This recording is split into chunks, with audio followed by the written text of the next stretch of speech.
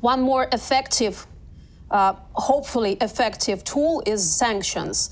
And it's been 11 packages already, but still we are waiting the 12th one. And in this regard, I want to remember the words of our president before the start of the summit in Brussels. The president of Ukraine, Volodymyr Zelensky, addressed the leaders of the European Union via video link. The president of Ukraine called for intensifying the fight against Russian military aggression, emphasizing that right now the country and its leader are weaker than ever. Confrontation and conflicts are tearing the Kremlin apart from the inside, and this should be used to achieve peace in Ukraine. Let's hear Volodymyr Zelensky. Many of missiles that Russian terrorists are now using against life in Ukraine are newly produced and contain critical components made by companies in the free world. This cannot be tolerated. Together we must stop Russia's use of free world technologies for aggression against freedom. We also cannot tolerate what Russia is doing to our Zaporizhzhia nuclear power plant. Let me remind you that this is the largest nuclear power plant in Europe.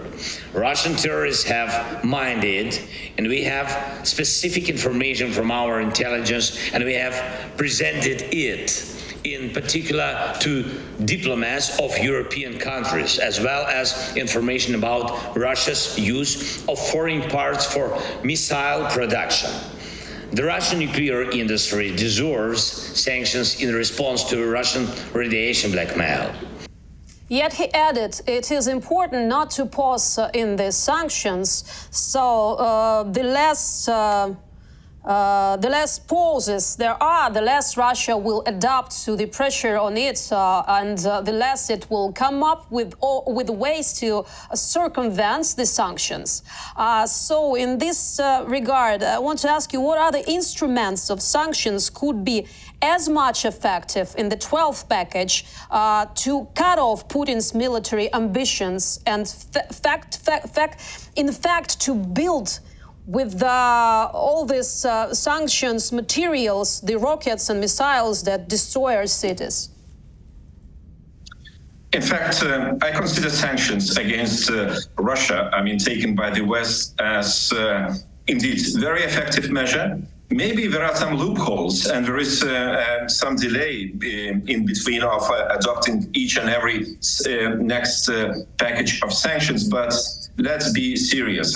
We have to concentrate on more, expanding, deepening, and as you rightly said, trying to avoid any circumvention of sanctions, because what we notice now, third countries got really deeply involved in circumvention of sanctions. So that's why the 11th package was mostly about the ban of export goods to third countries suspected in circumventing sanctions. And this is very serious, because I think it was self-deceiving decision of European Union we impose on Russia, but some neighbors who are very willing partners, especially some private and even state businesses, they started to take over the exports from European Union and sending back to Russia. So I think the decisions already taken are on the right way.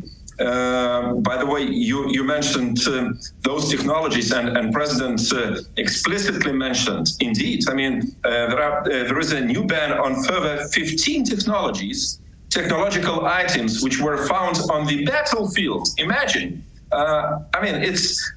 It's hard to explain to people whose children and close associates are killed by those missiles. So that's why we have to continue monitoring situation, especially from third countries. EU sanctions are not exterritorial. We don't ask third countries mandatory to follow our sanctions, but we should not let our items with the dual use, with the technologically advanced technologies, with those things which are so needed for this bloody Putin's regime to range attacks against Ukraine, not letting them to come to Russia via third countries. So that's why the 11th sanctions package, it's okay. It took too long. That I completely agree with you. The 12th sanctions package is already in preparation. I mean, will be definitely 12 and maybe even more next one. And this will be again about circumvention, because we didn't, empty all the tools we have to employ against those sanctions breakers from third countries. We have to probably to check. Does the 11th sanctions package produce results we expect, and to further close loopholes? Because, we move forward, but, Kremlin and Kremlin's partners in neighborhood, they are smart enough. I mean, they think same minute, we impose sanctions about some possibilities to escape. It's interesting about these third countries, because everybody knows the title of these countries. I mean, who are they? Everybody knows. But still is the question, what makes them so strong to risk and circumvent these sanctions dealing with Russia? And the other question is, we know that maybe there's an instrument to affect especially these concrete, to make a focus on these countries, not as a whole. Let's make sanctions towards third countries, but concrete countries. For example, countries that buy an unrealistic amount of goods for transit and allegedly through their territory to Russia, or selling undercover consumer goods containing components for the military complex. So everybody, we journalists know, but still they know that we know, and still they're risky to cooperate with Russia. First question, why there's so confidence? And the second question, why not to focus on special countries and deal with them with sanctions? Well, let's start from the beginning. If you look at the list of entities which cover entities registered in China, Uzbekistan, United Arab Emirates, Syria and Armenia, next to Iran, okay? And if you look at the list of those countries, I wouldn't say, they are all equally dependent on Russia, that Russia has same impact on those countries' policies. Some are politically dependent on Russia.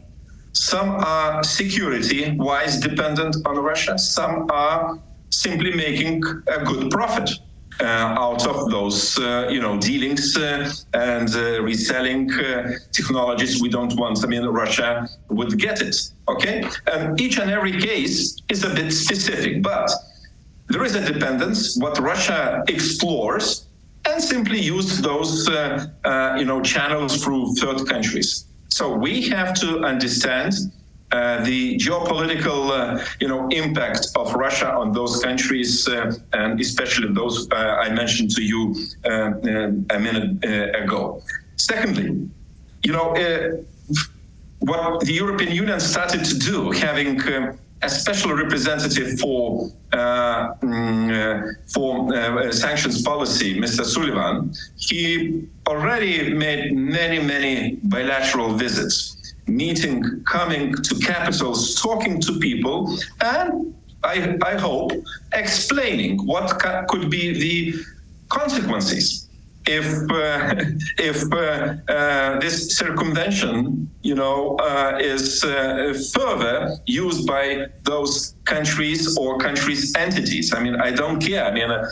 For me, it's most important which channel, which territory it goes and gets into the Russian hands. So that's why I think we have to use our bilateral relations. We have to be more serious. And it probably shouldn't be only Mr. Sullivan going to those capitals, but High Representative Mr. Borrell and some ministers and high officials from EU capitals as well, sending very serious kind of not a threatening, but reminding what kind of a consequence it will have for our bilateral relations. And all of those countries are dependent on EU in one way or another. So for me, it's a very powerful mean.